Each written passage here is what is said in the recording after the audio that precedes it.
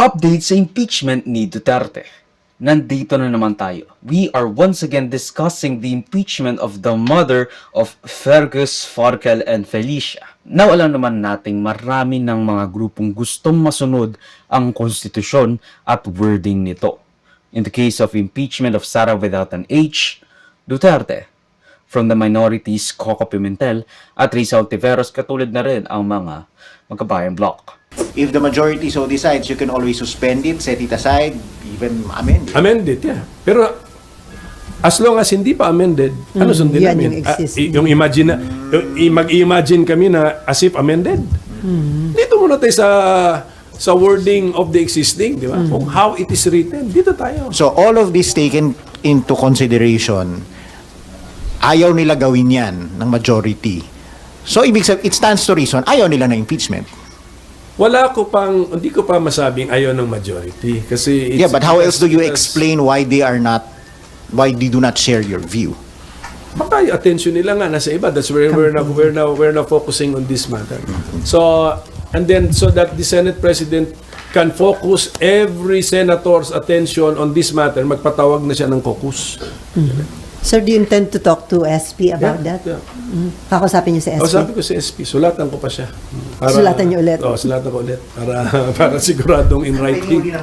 Hindi naman sa malamig, pero parang si Senate President Francis Escudero, parang naispan na gawin ko ito after the election. Kayo po bilang senador po, ano reaction?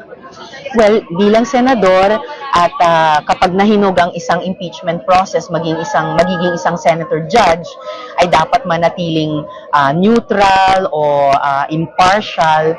Pero nakikiisa ako dun sa sulat na inilabas ng aking minority leader na si Senator Coco Pimentel na sa kanyang pag-intindi sa konstitusyon ay malinaw ang utos sa amin na once matransmit sa amin ang articles of impeachment tulad ng nangyari ay agad po kaming mag-convene. And I'm sure si Attorney Chel bilang abogado ay may opinion din dyan. With even the Pinks, Dilawans, anti-Dutertes turning against Bam Aquino dahil sinabi niyang hindi importante sa ating mga kababayan ang impeachment ni Duterte, insisting na hindi siya magiging opposition o administration candidate, kundi isang independent, while being endorsed by Risa Ontiveros, a prominent opposition senator. Lagay ko yung impeachment, mahalaga siya sa mga partido, mahalaga siya sa mga politiko, pero pagdating sa taong bayan, ang hinahanap pa rin nila, yung mga taong magtatrabaho para sa kanila, yung mga issue na mahalaga sa kanilang pamilya at mahalaga sa kanilang pang-araw-araw na buhay.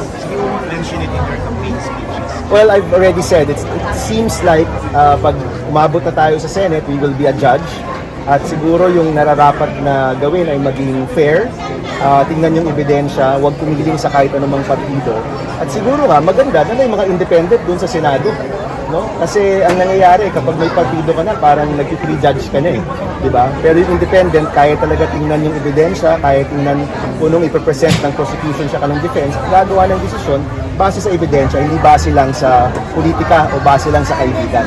So, maybe with this impeachment, maganda nga na may mga independent senators tayo.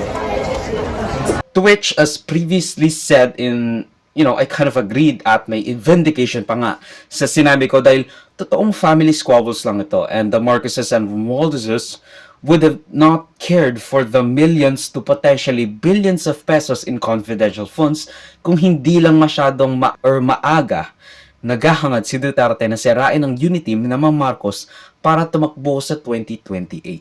May vindication ako dahil ayon sa recent SWS survey, hindi top issue at bottom of the rank pa nga ang impeachment ni Duterte sa kanilang pagpili ng kandidato para sa senador kung ikukumpara sa mga much more pressing issues tulad ng food security, pagtatag pa ng healthcare system or bago at maayos na healthcare system sa bansa, more job opportunities, edukasyon, at karapatan ng manggagawa all within 88 to 90% of the pooled people.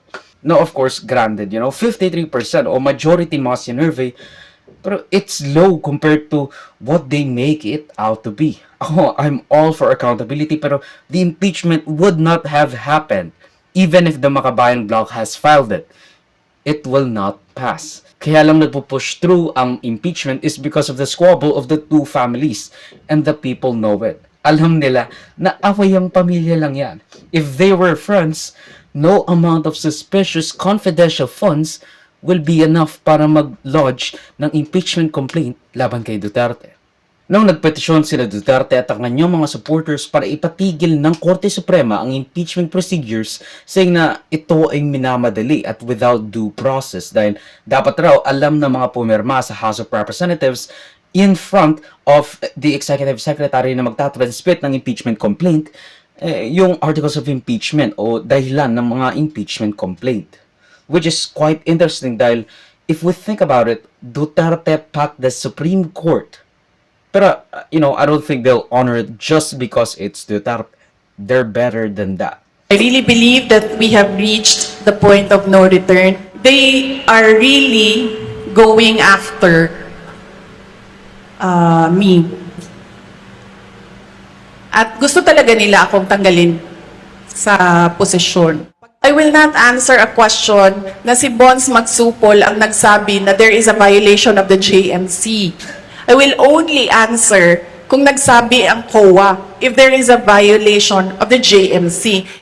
Naglabas rin ng full preliminary timeline si Senate President Jesus Escudero para sa impeachment that stretches the meaning of forthwith way too much. Tapos kailangan pa ng approval ng lahat ng senator with revolving judges pa dahil may nagpapalitan parang pwesto niyan, especially in the middle of the whole shebang. The people will have a direct hand in the murder of the political aspirations of Sara Duterte, especially if the senators they elected ultimately convicts the VP. Kailangang malaman ng masa na nasa kanila nakalaan ang magiging itsura ng ating sistemang politikal in the years to come. Whether we ought to support the PDP Laban candidates who will most likely vote no against conviction, the progressive and makabayan candidates, or the Bagong Pilipinas slate. Ultimately, the senators must remain impartial and vote with their conscience or review the arguments and evidence and convict if it is all beyond reasonable doubt. Ang 2025 midterm elections ay hindi lang magiging barometer ng performance at suporta ng tao sa incumbent na mayorya, which is what usually is the 2025 or any midterm elections sa Senado. And again, Kongreso. Magiging sentensya rin ang 2025 midterm elections sa mga Duterte sa larangan ng politika o kaya na may preserbasyon ng kanilang impluwensya at dignidad sa mata ng masa. Unless it, bites Marcoses in their butts.